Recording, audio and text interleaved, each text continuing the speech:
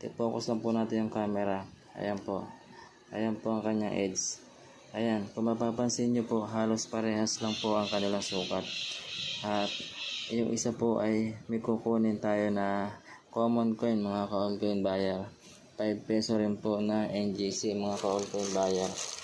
So, papakita ko po sa inyo yung 5 peso na common NGC.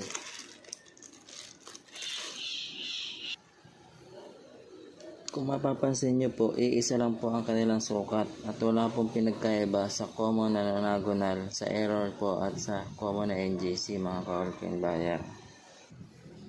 Kaya kung makakita po kayo ng ganitong klaseng error coin, mag-message lamang po kayo sa ating FB page All Coin Buyer.